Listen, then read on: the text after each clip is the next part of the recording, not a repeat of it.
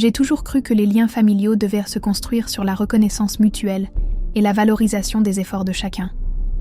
Cette conviction m'accompagnait depuis mon enfance, en écoutant mes grands-parents raconter comment ils avaient conquis chaque mètre de terrain sur lequel ils posèrent le pied.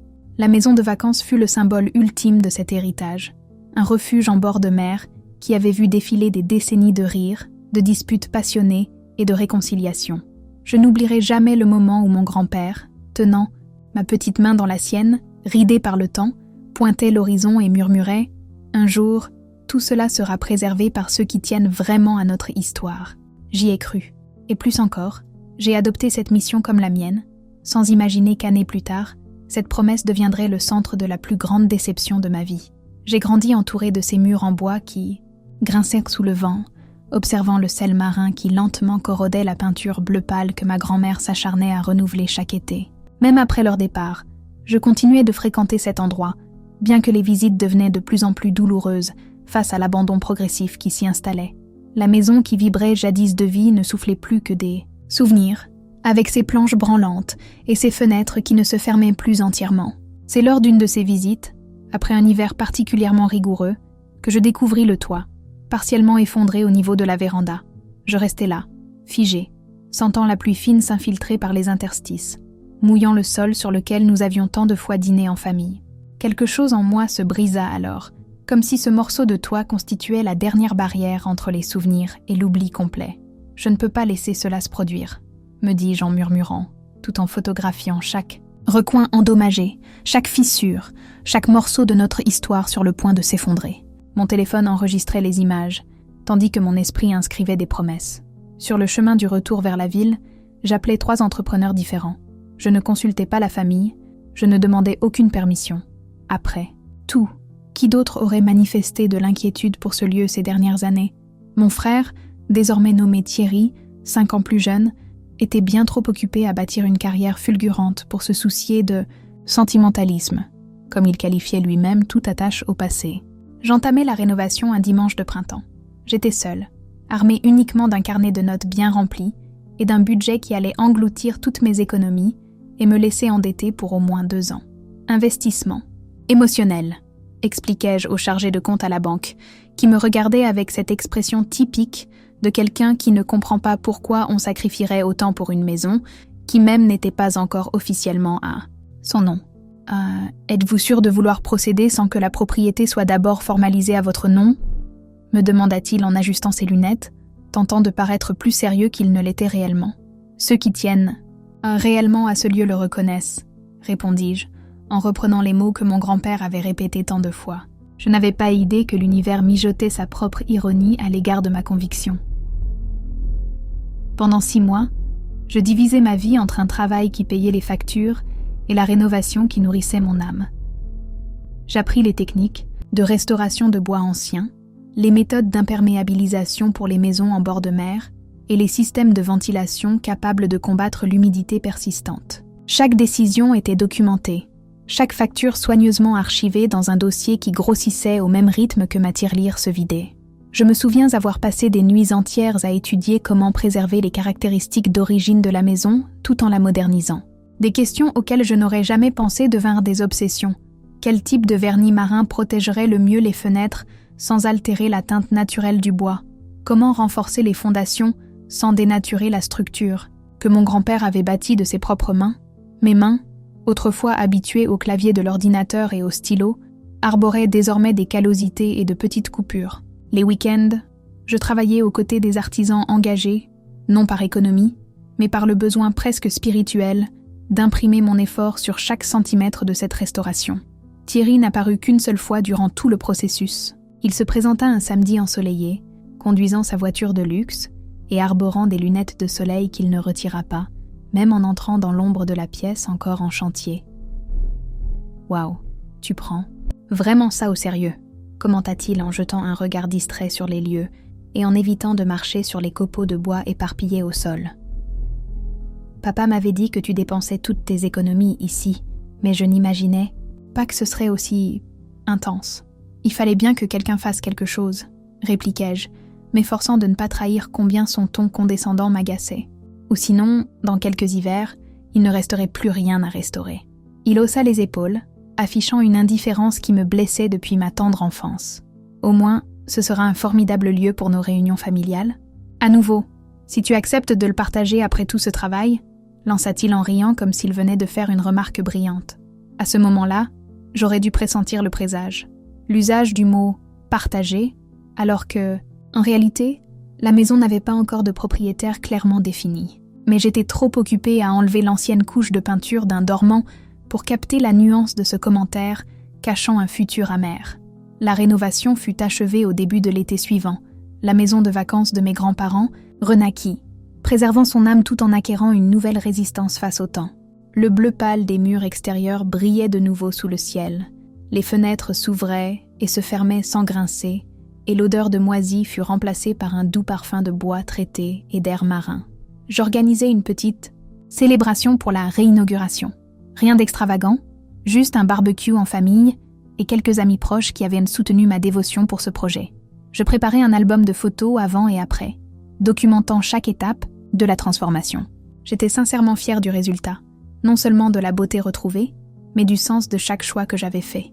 Mon père prononça un bref discours ce jour-là, un verre de vin à la main, les yeux embués de tendresse, posé sur l'horizon qui s'étendait au-delà de la véranda rénovée. « Ton grand-père serait fier de toi », dit-il en posant sa main sur mon épaule. « Tu as fait revivre notre histoire. » Ces mots, en cet instant précis, me parurent suffisants. La validation que je ne savais pas chercher si désespérément.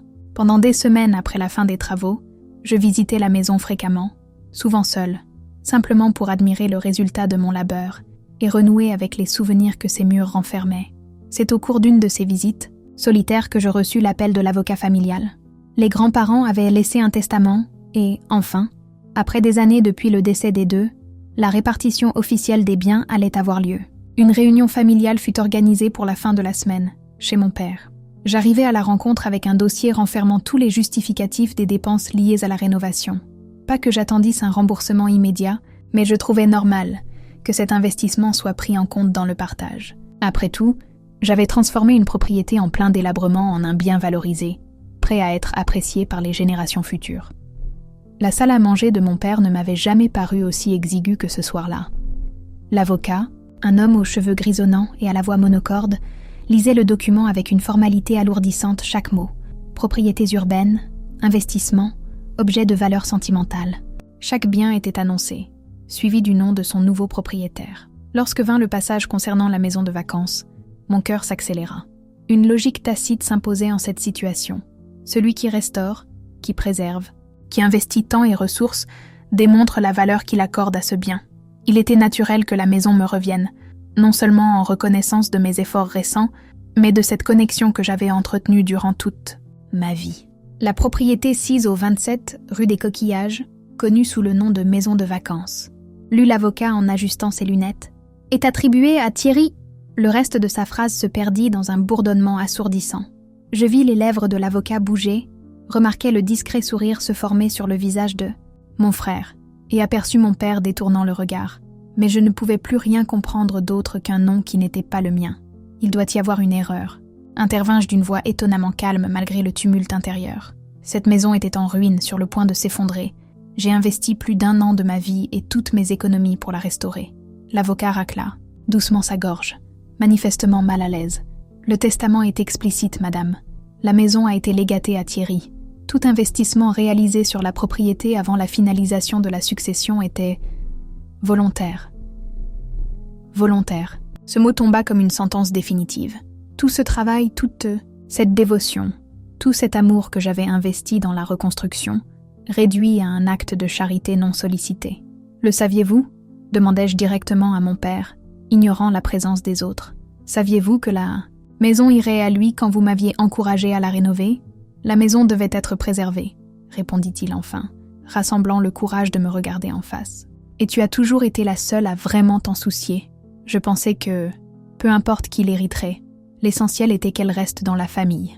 Je lançai un regard à mon frère, dont l'expression demeurait impassible, presque lasse, comme si cette discussion ne constituait qu'un désagrément superflu. Et toi, tu as quelque chose à ajouter ? Thierry laissa échapper un soupir en se réajustant sur sa chaise. Écoute, je te remercie sincèrement pour le travail que tu as accompli.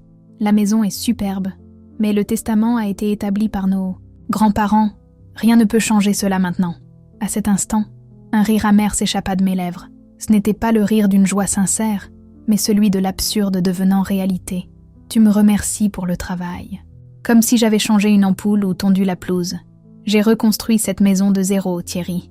Chaque planche, chaque tuile, chaque détail était pensé pour honorer la mémoire de nos grands-parents. Et précisément parce que tu n'avais aucune attente en retour, intervint mon père maladroitement, tentant en vain d'apaiser la situation. Tu l'as faite par amour pour l'histoire familiale. Amour pour l'histoire familiale. La même histoire qui désormais me traitait tel un employé dévoué et non comme un héritier légitime. Je quittais cette réunion, portant mon dossier de justificatif encore intact et un poids sur le cœur qu'aucune parole ne saurait exprimer. Je me rendis automatiquement à la plage, gargaré devant la maison qui appartenait officiellement désormais à mon frère. Je m'assis sur le sable, observant la lune se refléter sur la mer, tandis que les vagues suivaient le rythme des larmes que je laissais enfin couler. La douleur de l'injustice se mêlait à la sensation d'avoir été naïve. Comment n'avais-je pas perçu que j'étais manipulée? Comment n'avais-je pas remis en question l'enthousiasme de mon père à propos de la rénovation, alors qu'il connaissait vraisemblablement déjà le contenu du testament? La peine se transformait en colère, et cette colère en une clarté que je n'avais jamais connue auparavant. Je passai toute la nuit là, laissant la mer laver non seulement mes larmes, mais aussi ma complaisance. Quand le soleil commença à poindre à l'horizon, une décision était déjà prise dans mon esprit. Je ne serais pas simplement une victime dans cette histoire. Si ma dévotion n'était pas reconnue comme un droit à la propriété, elle serait reconnue comme un investissement devant être indemnisé. Les jours suivants, j'organisais méticuleusement toute la documentation de la rénovation. Chaque facture, chaque contrat passé avec les prestataires, chaque virement bancaire fut catalogué et totalisé.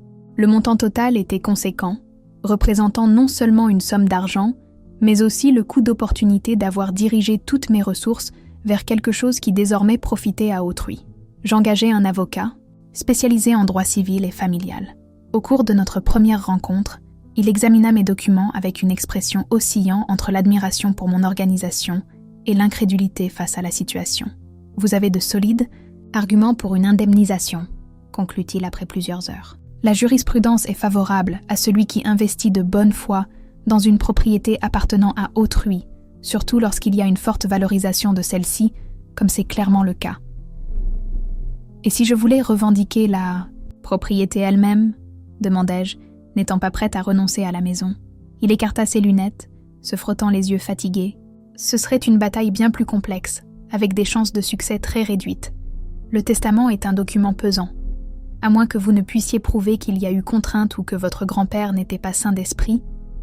Lorsqu'il a été rédigé, il était parfaitement lucide, concédai-je en me rappelant les dernières années de mon grand-père. Têtu comme toujours, mais tout à fait conscient. Alors, ma recommandation serait de concentrer nos efforts sur une indemnisation totale, incluant une révision monétaire et, possiblement, des dommages-intérêts pour le traitement que vous avez subi. Je quittai le cabinet avec une sensation contradictoire. D'un côté, il y avait une possibilité réelle de récupérer l'investissement financier. De l'autre, l'idée de transformer ce symbole d'amour familial en objet d'un procès me plongeait dans un profond malaise. Je pris une décision intermédiaire. Avant de lancer toute procédure judiciaire, je tenterai une dernière conversation franche avec mon frère. Non pas par naïveté, mais par un désir sincère de résoudre cette situation sans rompre définitivement des liens familiaux déjà fragilisés. Je conviai Thierry dans un café neutre, ni chez moi ni chez lui. J'optai pour un rendez-vous en fin d'après-midi, quand l'établissement serait relativement calme, permettant une discussion confidentielle. Il arriva 15 minutes en retard, comme à son habitude, vêtu d'un costume impeccable qui contrastait avec ma tenue plus décontractée. Il s'asseya en face de moi, affichant cette assurance inébranlable de qui n'a jamais eu à se battre pour quoi que ce soit. « Alors, de quoi s'agit-il cette discussion urgente ?»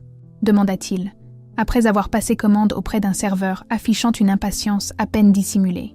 Je déposai sur la table un dossier fin, ne contenant que le résumé de l'investissement total dans la rénovation de la maison, et j'ai toujours cru que les liens familiaux devaient se construire sur la reconnaissance mutuelle et la valorisation des efforts de chacun.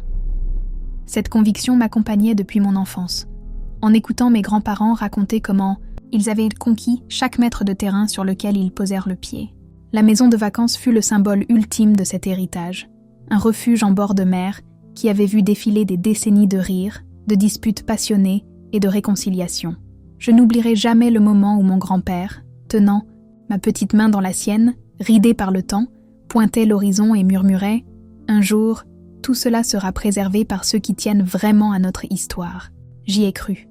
Et plus encore, j'ai adopté cette mission comme la mienne, sans imaginer qu'années plus tard, cette promesse deviendrait le centre de la plus grande déception de ma vie. J'ai grandi entouré de ces murs en bois qui grincèrent sous le vent, observant le sel marin qui lentement corrodait la peinture bleu pâle que ma grand-mère s'acharnait à renouveler chaque été. Même après leur départ, je continuais de fréquenter cet endroit, bien que les visites devenaient de plus en plus douloureuses face à l'abandon progressif qui s'y installait. La maison qui vibrait jadis de vie ne soufflait plus que des souvenirs, avec ses planches branlantes et ses fenêtres qui ne se fermaient plus entièrement. C'est lors d'une de ces visites, après un hiver particulièrement rigoureux, que je découvris le toit, partiellement effondré au niveau de la véranda. Je restais là, figé, sentant la pluie fine s'infiltrer par les interstices, mouillant le sol sur lequel nous avions tant de fois dîné en famille. Quelque chose en moi se brisa alors, comme si ce morceau de toit constituait la dernière barrière entre les souvenirs et l'oubli complet. Je ne peux pas laisser cela se produire, me dis-je en murmurant, tout en photographiant chaque recoin endommagé, chaque fissure, chaque morceau de notre histoire sur le point de s'effondrer. Mon téléphone enregistrait les images, tandis que mon esprit inscrivait des promesses. Sur le chemin du retour vers la ville, j'appelais 3 entrepreneurs différents. Je ne consultais pas la famille, je ne demandais aucune permission. Après, tout. Qui d'autre aurait manifesté de l'inquiétude pour ce lieu ces dernières années? Mon frère, désormais nommé Thierry, 5 ans plus jeune, était bien trop occupé à bâtir une carrière fulgurante pour se soucier de sentimentalisme, comme il qualifiait lui-même toute attache au passé. J'entamais la rénovation un dimanche de printemps. J'étais seule, armée uniquement d'un carnet de notes bien rempli et d'un budget qui allait engloutir toutes mes économies et me laisser endettée pour au moins 2 ans. Investissement. Émotionnel, expliquai-je au chargé de compte à la banque, qui me regardait avec cette expression typique de quelqu'un qui ne comprend pas pourquoi on sacrifierait autant pour une maison, qui même n'était pas encore officiellement à son nom. Êtes-vous sûr de vouloir procéder sans que la propriété soit d'abord formalisée à votre nom ? Me demanda-t-il en ajustant ses lunettes, tentant de paraître plus sérieux qu'il ne l'était réellement. Ceux qui tiennent réellement à ce lieu le reconnaissent, répondis-je, en reprenant les mots que mon grand-père avait répétés tant de fois. Je n'avais pas idée que l'univers mijotait sa propre ironie à l'égard de ma conviction. Pendant 6 mois, je divisais ma vie entre un travail qui payait les factures et la rénovation qui nourrissait mon âme. J'appris les techniques de restauration de bois anciens, les méthodes d'imperméabilisation pour les maisons en bord de mer et les systèmes de ventilation capables de combattre l'humidité persistante. Chaque décision était documentée, chaque facture soigneusement archivée dans un dossier qui grossissait au même rythme que ma tirelire se vidait. Je me souviens avoir passé des nuits entières à étudier comment préserver les caractéristiques d'origine de la maison tout en la modernisant. Des questions auxquelles je n'aurais jamais pensé devinrent des obsessions. Quel type de vernis marin protégerait le mieux les fenêtres sans altérer la teinte naturelle du bois? Comment renforcer les fondations sans dénaturer la structure que mon grand-père avait bâtie de ses propres mains? Mes mains, autrefois habituées au clavier de l'ordinateur et au stylo, arboraient désormais des callosités et de petites coupures. Les week-ends, je travaillais aux côtés des artisans engagés, non par économie, mais par le besoin presque spirituel d'imprimer mon effort sur chaque centimètre de cette restauration. Thierry n'apparut qu'une seule fois durant tout le processus. Il se présenta un samedi ensoleillé, conduisant sa voiture de luxe et arborant des lunettes de soleil qu'il ne retira pas, même en entrant dans l'ombre de la pièce encore en chantier. « Waouh, tu prends vraiment ça au sérieux », commenta-t-il en jetant un regard distrait sur les lieux et en évitant de marcher sur les copeaux de bois éparpillés au sol. « Papa m'avait dit que tu dépensais toutes tes économies ici, mais je n'imaginais pas que ce serait aussi intense. Il fallait bien que quelqu'un fasse quelque chose, répliquai-je, m'efforçant de ne pas trahir combien son ton condescendant m'agaçait.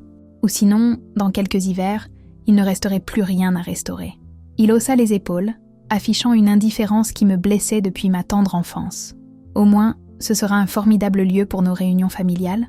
À nouveau, si tu acceptes de le partager après tout ce travail, lança-t-il en riant comme s'il venait de faire une remarque brillante. À ce moment-là, j'aurais dû pressentir le présage. L'usage du mot « partager » alors que, en réalité, la maison n'avait pas encore de propriétaire clairement défini. Mais j'étais trop occupée à enlever l'ancienne couche de peinture d'un dormant pour capter la nuance de ce commentaire cachant un futur amer. La rénovation fut achevée au début de l'été suivant. La maison de vacances de mes grands-parents renaquit, préservant son âme tout en acquérant une nouvelle résistance face au temps. Le bleu pâle des murs extérieurs brillait de nouveau sous le ciel. Les fenêtres s'ouvraient et se fermaient sans grincer, et l'odeur de moisi fut remplacée par un doux parfum de bois traité et d'air marin. J'organisais une petite célébration pour la réinauguration. Rien d'extravagant, juste un barbecue en famille et quelques amis proches qui avaient soutenu ma dévotion pour ce projet. Je préparais un album de photos avant et après, documentant chaque étape de la transformation. J'étais sincèrement fière du résultat, non seulement de la beauté retrouvée, mais du sens de chaque choix que j'avais fait. Mon père prononça un bref discours ce jour-là, un verre de vin à la main, les yeux embués de tendresse, posé sur l'horizon qui s'étendait au-delà de la véranda rénovée. « Ton grand-père serait fier de toi », dit-il en posant sa main sur mon épaule. « Tu as fait revivre notre histoire. » Ces mots, en cet instant précis, me parurent suffisants. La validation que je ne savais pas chercher si désespérément. Pendant des semaines après la fin des travaux, je visitais la maison fréquemment, souvent seule, simplement pour admirer le résultat de mon labeur et renouer avec les souvenirs que ces murs renfermaient. C'est au cours d'une de ces visites, solitaire, que je reçus l'appel de l'avocat familial. Les grands-parents avaient laissé un testament et, enfin, après des années depuis le décès des deux, la répartition officielle des biens allait avoir lieu. Une réunion familiale fut organisée pour la fin de la semaine, chez mon père. J'arrivais à la rencontre avec un dossier renfermant tous les justificatifs des dépenses liées à la rénovation. Pas que j'attendisse un remboursement immédiat, mais je trouvais normal que cet investissement soit pris en compte dans le partage. Après tout, j'avais transformé une propriété en plein délabrement en un bien valorisé, prêt à être apprécié par les générations futures. La salle à manger de mon père ne m'avait jamais paru aussi exiguë que ce soir-là. L'avocat, un homme aux cheveux grisonnants et à la voix monocorde, lisait le document avec une formalité alourdissante chaque mot. Propriétés urbaines, investissements, objets de valeur sentimentale. Chaque bien était annoncé, suivi du nom de son nouveau propriétaire. Lorsque vint le passage concernant la maison de vacances, mon cœur s'accéléra. Une logique tacite s'imposait en cette situation. Celui qui restaure, qui préserve, qui investit temps et ressources, démontre la valeur qu'il accorde à ce bien. Il était naturel que la maison me revienne, non seulement en reconnaissance de mes efforts récents, mais de cette connexion que j'avais entretenue durant toute ma vie. La propriété sise au 27 rue des Coquillages, connue sous le nom de maison de vacances, lut l'avocat en ajustant ses lunettes, est attribuée à Thierry. Le reste de sa phrase se perdit dans un bourdonnement assourdissant. Je vis les lèvres de l'avocat bouger, remarquai le discret sourire se former sur le visage de mon frère et aperçus mon père détournant le regard. Mais je ne pouvais plus rien comprendre d'autre qu'un nom qui n'était pas le mien. Il doit y avoir une erreur, intervins-je d'une voix étonnamment calme malgré le tumulte intérieur. Cette maison était en ruine, sur le point de s'effondrer. J'ai investi plus d'1 an de ma vie et toutes mes économies pour la restaurer. L'avocat racla, doucement sa gorge, manifestement mal à l'aise. Le testament est explicite, madame. La maison a été légatée à Thierry. Tout investissement réalisé sur la propriété avant la finalisation de la succession était volontaire. Volontaire. Ce mot tomba comme une sentence définitive. Tout ce travail, toute cette dévotion, tout cet amour que j'avais investi dans la reconstruction, réduit à un acte de charité non sollicité. Le saviez-vous ? Demandai-je directement à mon père, ignorant la présence des autres. Saviez-vous que la maison irait à lui quand vous m'aviez encouragé à la rénover ? La maison devait être préservée, répondit-il enfin, rassemblant le courage de me regarder en face. Et tu as toujours été la seule à vraiment t'en soucier. Je pensais que, peu importe qui l'hériterait, l'essentiel était qu'elle reste dans la famille. Je lançai un regard à mon frère, dont l'expression demeurait impassible, presque lasse, comme si cette discussion ne constituait qu'un désagrément superflu. « Et toi, tu as quelque chose à ajouter ?» Thierry laissa échapper un soupir en se réajustant sur sa chaise. « Écoute, je te remercie sincèrement pour le travail que tu as accompli. La maison est superbe, mais le testament a été établi par nos grands-parents. Rien ne peut changer cela maintenant. » À cet instant, un rire amer s'échappa de mes lèvres. Ce n'était pas le rire d'une joie sincère, mais celui de l'absurde devenant réalité. « Tu me remercies pour le travail. » Comme si j'avais changé une ampoule ou tondu la pelouse. J'ai reconstruit cette maison de zéro, Thierry. Chaque planche, chaque tuile, chaque détail était pensé pour honorer la mémoire de nos grands-parents. Et précisément parce que tu n'avais aucune attente en retour, intervint mon père maladroitement, tentant en vain d'apaiser la situation. Tu l'as faite par amour pour l'histoire familiale. Amour pour l'histoire familiale. La même histoire qui désormais me traitait tel un employé dévoué et non comme un héritier légitime. Je quittais cette réunion, portant mon dossier de justificatif encore intact et un poids sur le cœur qu'aucune parole ne saurait exprimer. Je me rendis automatiquement à la plage, gargaré devant la maison qui appartenait officiellement désormais à mon frère. Je m'assis sur le sable, observant la lune se refléter sur la mer, tandis que les vagues suivaient le rythme des larmes que je laissais enfin couler. La douleur de l'injustice se mêlait à la sensation d'avoir été naïve. Comment n'avais-je pas perçu que j'étais manipulée? Comment n'avais-je pas remis en question l'enthousiasme de mon père à propos de la rénovation, alors qu'il connaissait vraisemblablement déjà le contenu du testament? La peine se transformait en colère, et cette colère en une clarté que je n'avais jamais connue auparavant. Je passai toute la nuit là, laissant la mer laver non seulement mes larmes, mais aussi ma complaisance. Quand le soleil commença à poindre à l'horizon, une décision était déjà prise dans mon esprit. Je ne serais pas simplement une victime dans cette histoire. Si ma dévotion n'était pas reconnue comme un droit à la propriété, elle serait reconnue comme un investissement devant être indemnisé. Les jours suivants, j'organisais méticuleusement toute la documentation de la rénovation. Chaque facture, chaque contrat passé avec les prestataires, chaque virement bancaire fut catalogué et totalisé. Le montant total était conséquent, représentant non seulement une somme d'argent, mais aussi le coût d'opportunité d'avoir dirigé toutes mes ressources vers quelque chose qui désormais profitait à autrui. J'engageai un avocat, spécialisé en droit civil et familial. Au cours de notre première rencontre, il examina mes documents avec une expression oscillant entre l'admiration pour mon organisation et l'incrédulité face à la situation. « Vous avez de solides arguments pour une indemnisation », conclut-il après plusieurs heures. La jurisprudence est favorable à celui qui investit de bonne foi dans une propriété appartenant à autrui, surtout lorsqu'il y a une forte valorisation de celle-ci, comme c'est clairement le cas. Et si je voulais revendiquer la propriété elle-même, demandai-je, n'étant pas prête à renoncer à la maison. Il écarta ses lunettes, se frottant les yeux fatigués. Ce serait une bataille bien plus complexe, avec des chances de succès très réduites. Le testament est un document pesant. À moins que vous ne puissiez prouver qu'il y a eu contrainte ou que votre grand-père n'était pas sain d'esprit. Lorsqu'il a été rédigé, il était parfaitement lucide, concédai-je en me rappelant les dernières années de mon grand-père. Têtu comme toujours, mais tout à fait conscient. Alors, ma recommandation serait de concentrer nos efforts sur une indemnisation totale, incluant une révision monétaire et, possiblement, des dommages-intérêts pour le traitement que vous avez subi. Je quittai le cabinet avec une sensation contradictoire. D'un côté, il y avait une possibilité réelle de récupérer l'investissement financier. De l'autre, l'idée de transformer ce symbole d'amour familial en objet d'un procès me plongeait dans un profond malaise.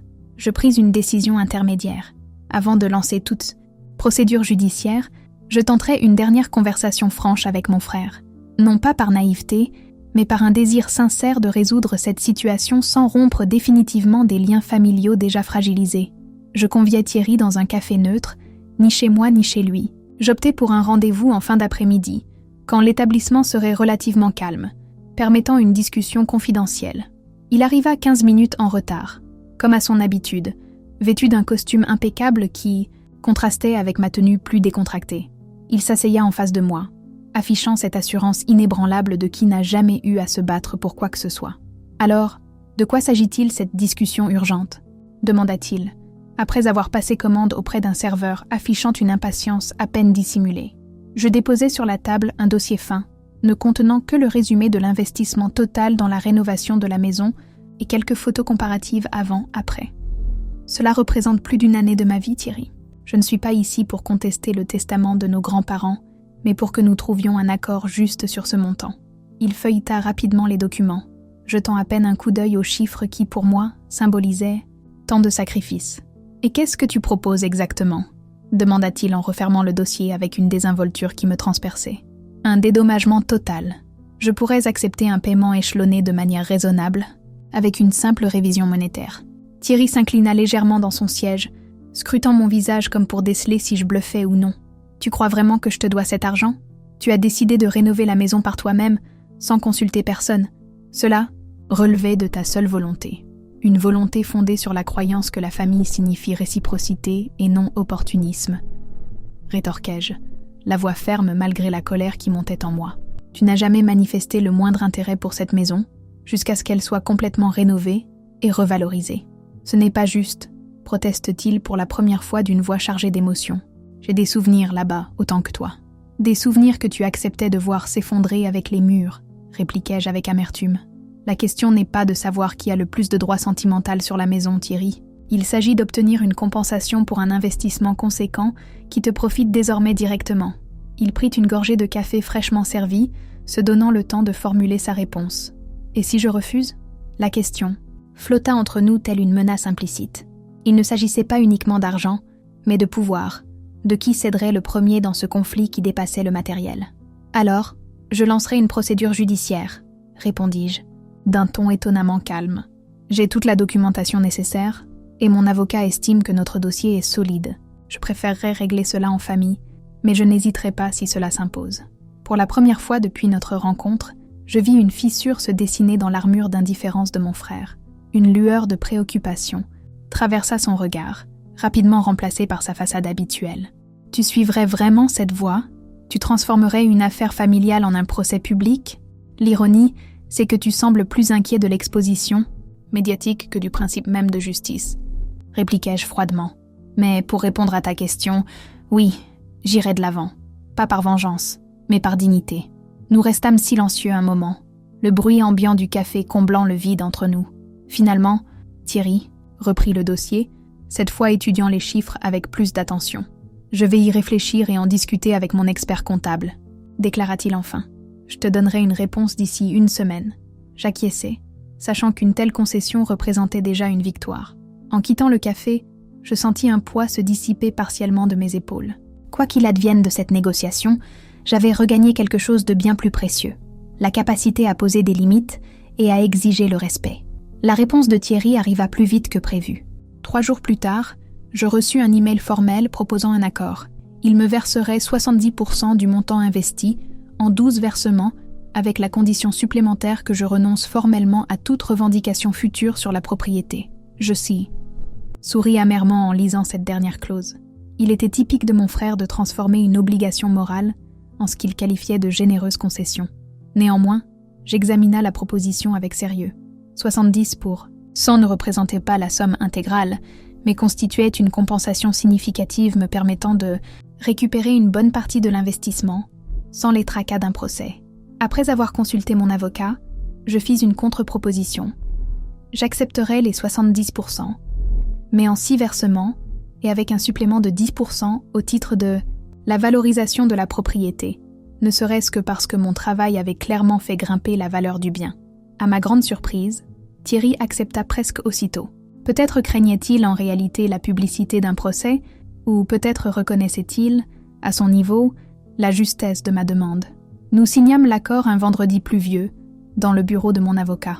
La transaction se déroula, rapidement et de manière formelle, sans place pour l'émotion ou des réconciliations théâtrales. À la fin, nous nous serrâmes la main en étrangers polis concluant une affaire. « J'espère que tu sauras profiter de la maison », lui dis-je en rangeant ma copie du contrat. « Elle mérite d'être habitée, pas seulement possédée. » Thierry acquiesça, détournant le regard. « Tu seras toujours la bienvenue pour une visite. Après tout, il y a une part de toi dans ces murs. Peut-être un jour, » répondis-je, sans vraiment croire à cette possibilité. Les mois suivants, j'utilisai l'argent de l'accord pour démarrer un projet personnel longtemps en attente. La construction de ma propre résidence de vacances sur le littoral de Biarritz, moins connue mais tout aussi spéciale. Un lieu qui serait entièrement à moi, bâti non pas sous le poids d'une tradition familiale, mais avec la légèreté de celle qui écrit sa propre histoire. Au fil de ce processus, je réalisais que le véritable héritage de mes grands-parents ne reposait pas uniquement sur la maison que tant chérissait, mais sur les valeurs qu'ils s'efforçaient de nous transmettre. La persévérance, l'honnêteté, le travail acharné, le respect du passé tout en construisant l'avenir. La maison que j'avais rénovée pour mon frère resterait à jamais une page de mon histoire, un chapitre indispensable m'ayant appris à poser mes limites, à exiger justice et, surtout, à valoriser mon propre travail. Je ne regrette pas d'avoir tant donné de moi-même à cette restauration.